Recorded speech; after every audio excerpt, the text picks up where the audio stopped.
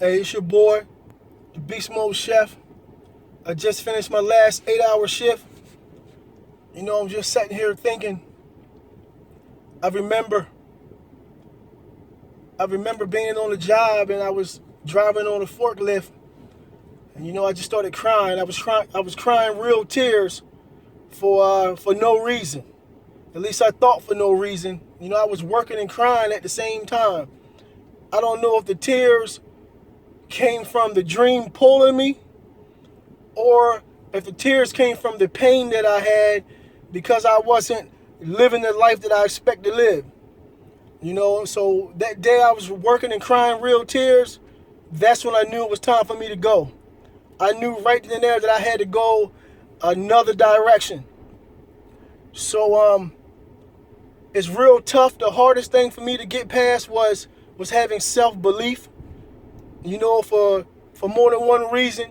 You kind of beat yourself up a little bit about maybe past failures or just things you've been through, and you second guess what your intuition is already telling you. And usually you're the only one that can see your vision. Nobody gonna see it but you, and that's where your faith had to kick in. If you want a closer relationship with God, follow your dream. That's gonna make you get closer. No one else gonna see the vision but you, and you need somebody to turn to give you that strength. So it took a long time for me to get to this point. Probably for about the last 2 years, I couldn't sleep. I kept an attitude all the time. It was just pulling me. And that's when you know your dream is for real, is when you don't have to push yourself. It pulls you toward it. I've done a lot of things related to fitness in the past, but what I was doing was what I thought I should do, not necessarily the direction that God was guiding me. So when I really took some time and dialed down into myself and really listened to my inner self, I had the answer there all along. I think Earl Nightingale said it best.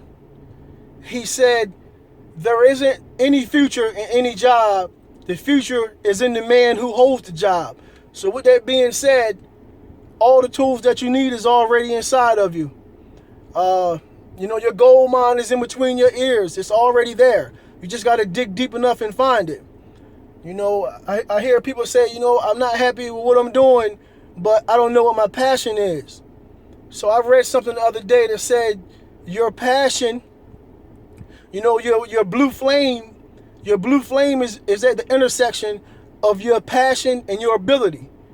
So really dig deep, look at your passion, man. You have the ability, you have the talent, make it happen.